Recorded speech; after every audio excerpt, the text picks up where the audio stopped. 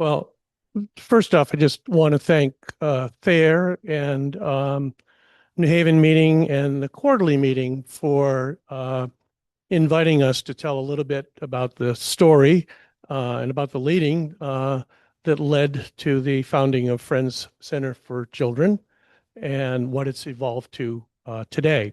There are two other key founders that are, well, Linda is here on Zoom, and Michael Anderson was otherwise engaged and does not live in the area anymore, so wasn't able to be here. But I'm sure he's here in spirit. So I'm going to try to tell the story, and we'll see where it goes. So what is a leading? I've heard it defined as, quote, something you can't not do. which if you expand on that, the spirit is leading you, you feel you have to follow, and you can't not follow. In the course of a leading, this one having been in progress for 25 years, there are challenges, there are disappointments, there are changes in direction, there are triumphs, there are defeats, there are joys, and there is gratitude.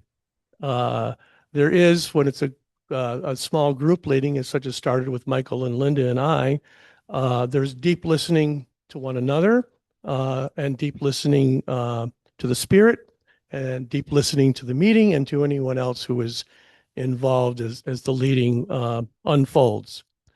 You have to be willing to go where the spirit guides you to go, even when you don't quite know what it has in mind, and even when it feels daunting and impossible. So the story of this leading begins with a finance committee threshing session on what to do with the meeting's extra money once the mortgage was paid off. They were at that time getting pretty close to paying off the mortgage on this building. Finance committee said, well, we're going to have money that we've been putting towards the mortgage that we don't have to put towards the mortgage anymore. So the solution was to have a threshing session. The finance committee baked bread for us. We could talk about bread. And it was an interesting and good meeting. Somewhere in the course of this conversation, I was led to suggest that we start a friend's school. My recollection is this wasn't a well thought out proposal on my part. It just came to me. It felt a little impulsive, but I said it anyway. And perhaps I was being pushed by the spirit, had no idea that was going on. Michael Anderson later told me that at that very moment when I said that, he felt like he had been struck by a lightning bolt, that it just was like, very profound experience for Michael. Linda Miller was not struck by a lightning bolt. Linda had been involved in starting Cold Spring School. She knew how much work was involved in that process. But she also remembered the great experience her son had there as a student, and she was at least intrigued enough to start meeting with Michael and me in the lower level of the meeting house to plot our path forward. That was in the fall of 2000, just to give you a sort of a time perspective. So what was the path? What was the path that went from three friends meeting in the lower level of the meeting house to plot our path to and dreaming of a K through 8 school, that led to an early childhood care and education center deeply grounded in Quaker values and practice? What was the path that led to an organization that, when expansions are completed, will serve 224 children in 4 locations with a Quaker-based curriculum and innovative programs in emotional well-being and teacher housing?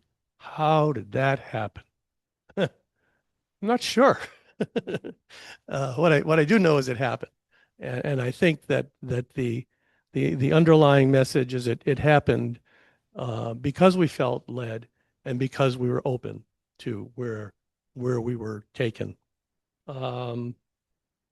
So one of our first early decisions was how to organize ourselves, whether we should be under the care of the meeting, which is a common practice for Quaker schools, uh, or should we be independent? We had conversations with the meeting, we had conversations with individuals within the meeting, and we had conversations with other friends' schools.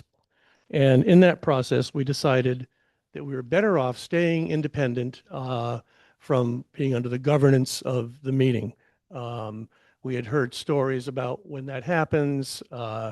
Sometimes decisions have to be made for the school, and the meeting is very slow in making those decisions, or people in the meeting, for some reason, are not in support of a school, and they get on the governance committee and make problems for the school. So we said, okay, we'll be independent in terms of governance.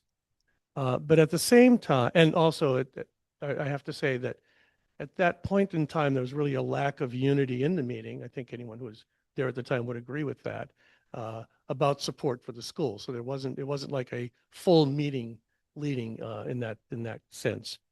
Um, this gave us later on, this gave us much more flexibility than when we needed it. Uh, we could get funding from governmental agencies and philanthropies that probably wouldn't have supported us if we were, quote, a sectarian organization. So it turns out that decision had some repercussions further down the line, which helped us out tremendously.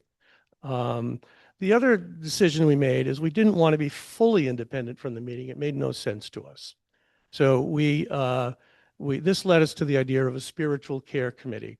And a few individuals from the meeting agreed to serve on this committee. And the idea of the spiritual care committee was a resource that we could reach out to if we felt that we needed spiritual care or just having our hands held. Um, and again, there were times in the course of this leading where we had some very critical challenges, and this committee really helped us to get through it. So that seemed to be a wise decision. So we were down there in the lower level of the meeting house. I can't remember, it was like Tuesday nights or something. Often Michael would bring pizza from Granda Pizza, which was great.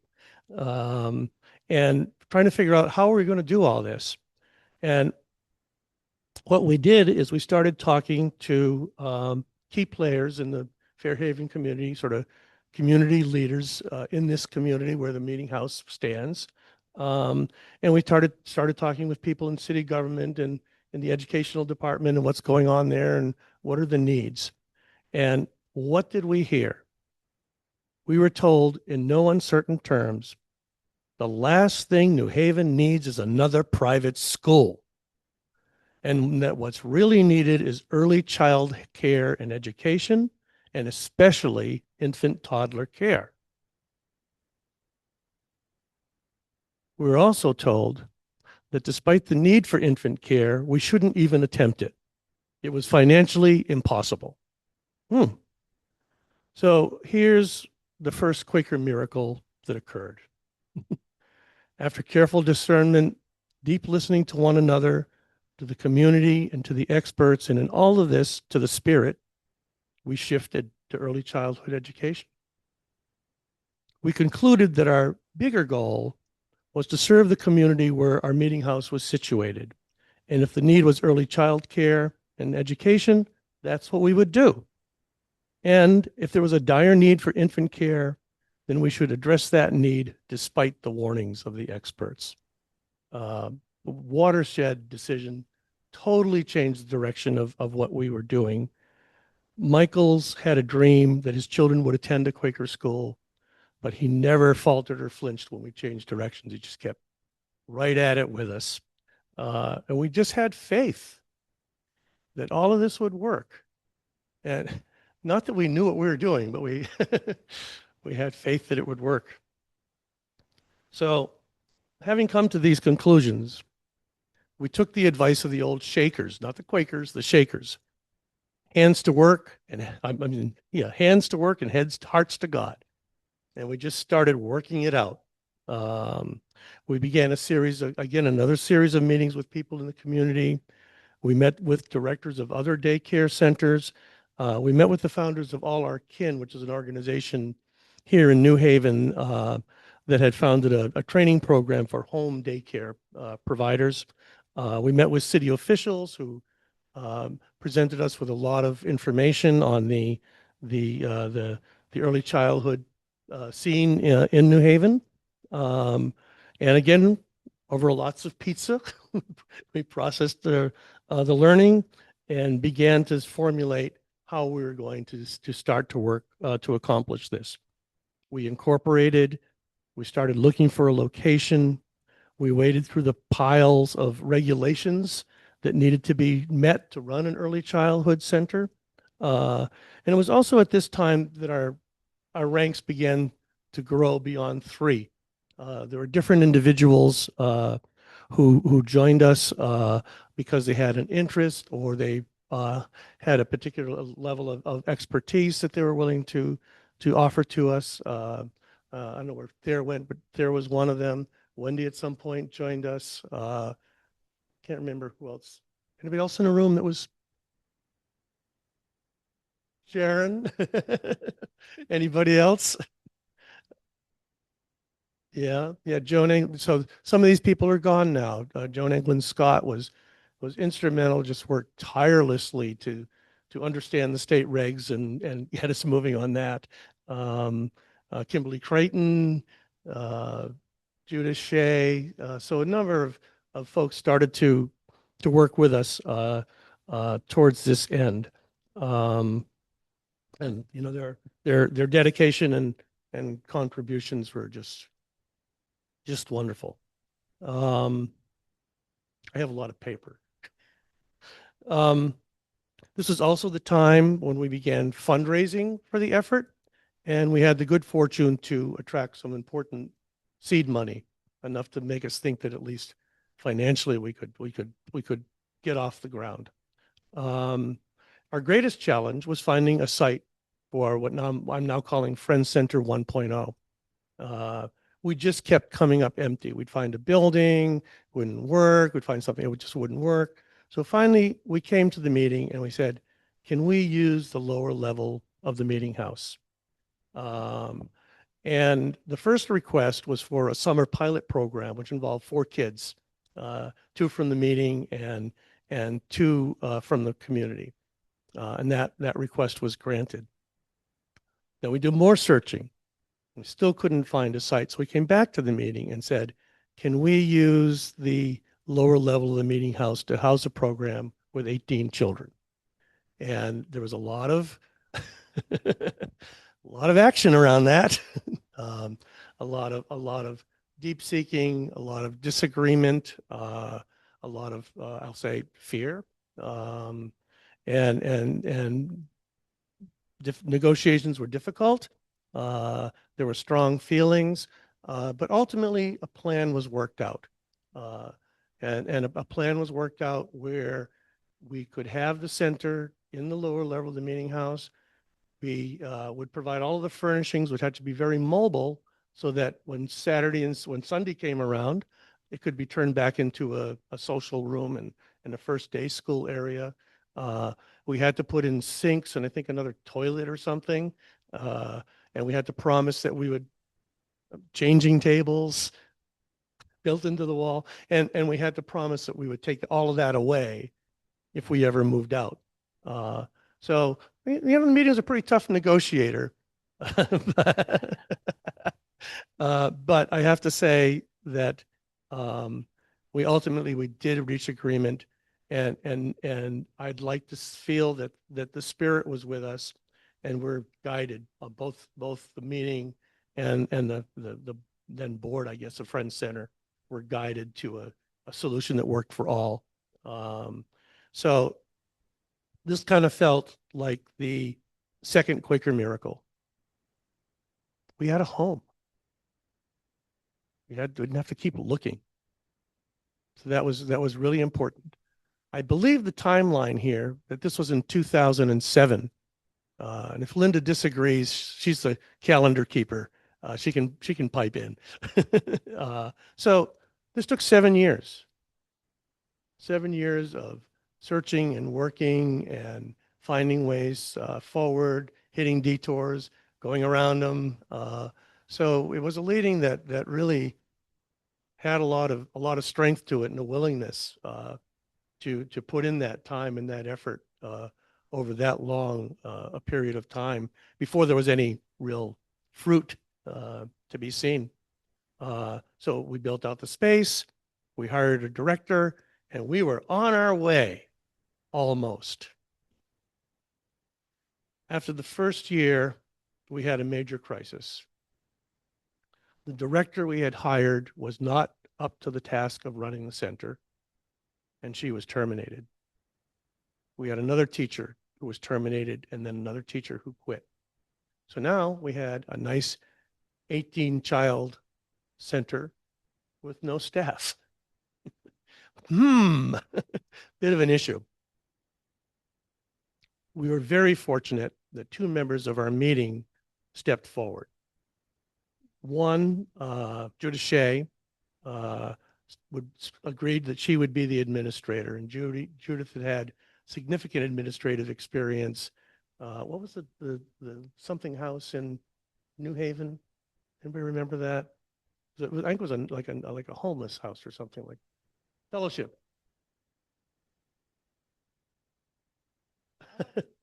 No.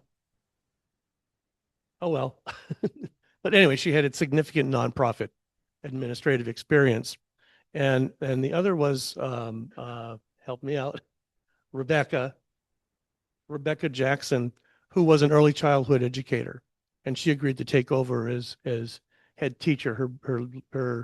Her life was sort of in flux at that moment, and she wasn't quite sure what her direction was going to be, and she agreed that she would take over. We knew this was a temporary fix, but it was really a blessing to have that saved for us, because otherwise I'm not sure we'd be sitting here today talking about this. So I think that went on. Again, my calendar isn't very good, but for a year or a little bit more than a year. And Rebecca Jackson said, it's time for me to move on. I've kind of got things together, and this is what I want to do.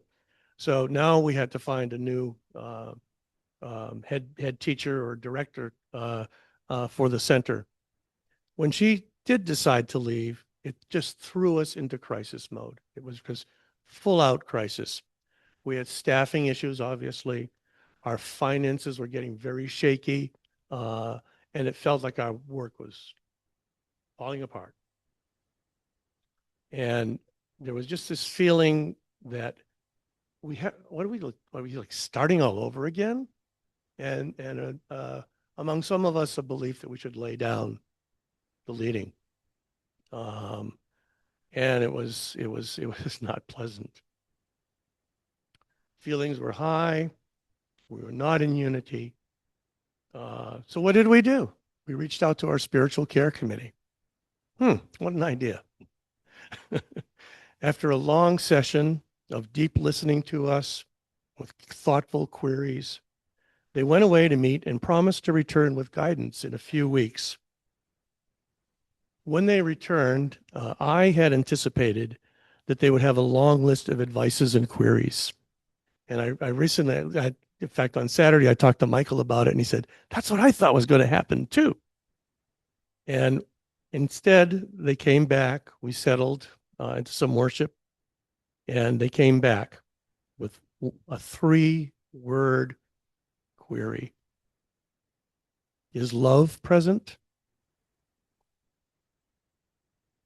And that's where the third Quaker miracle emerged. In the silence that followed, I believe that each of us searched our hearts, and each, I believe, realized that we had lost our way. Love and spirit were no longer fully present among us, but this simple query brought us back.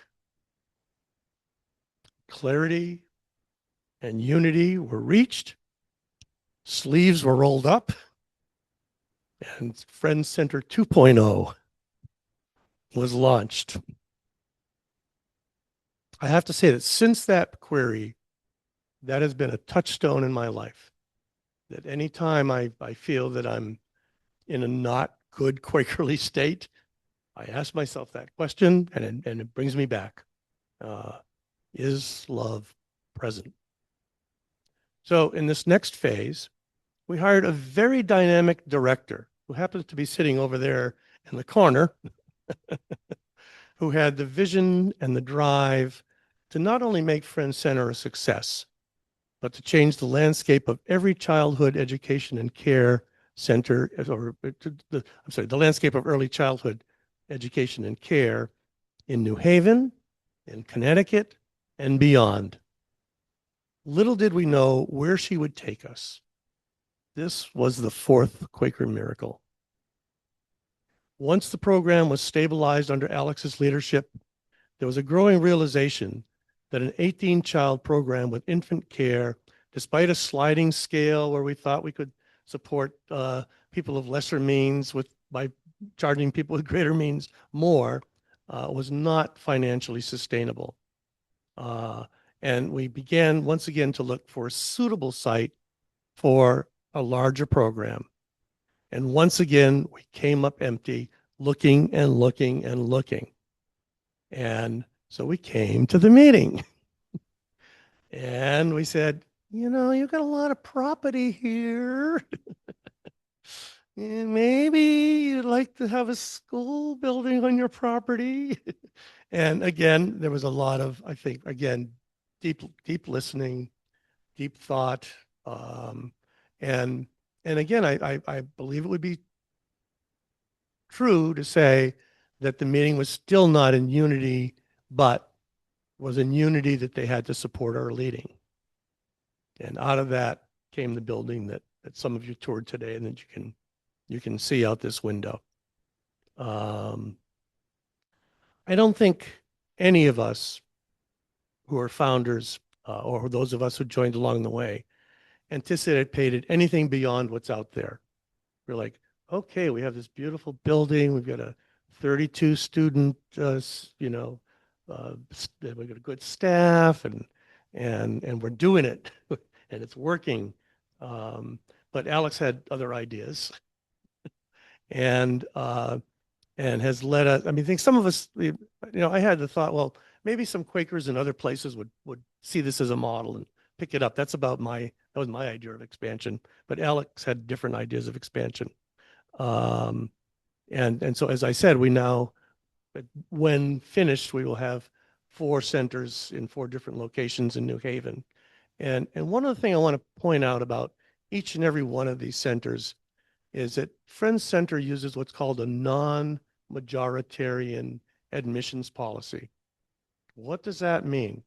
That means that the demographics of each of these 4 centers, although they're in quite different neighborhoods, will reflect the demographic composition of New Haven. So, which I don't know off the off the top of my head, but there will not be any black only schools, no any white only schools or Hispanic. They will be mixed because of our admissions policy. And because of the quality of our program, we're able to do that. And the idea of a sliding scale is still very much alive here, where people who are capable of pay the full amount, and others pay less, down to paying nothing.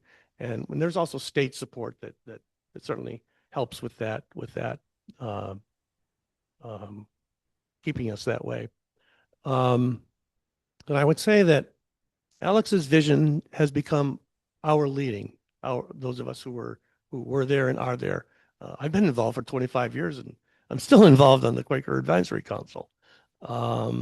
As we continue to move forward and still feel spirit-led, with faith in the vision. Every once in a while, I remind myself, we, over the course of these years and future years, are touching the lives of thousands of children, their families, and others with a Quakerly way of being in the world, a way that's loving and a way that's counter to the main culture. I feel that this is very much in line with Fox's advice to walk cheerfully over the earth, answering to that of God and everyone. Thank you.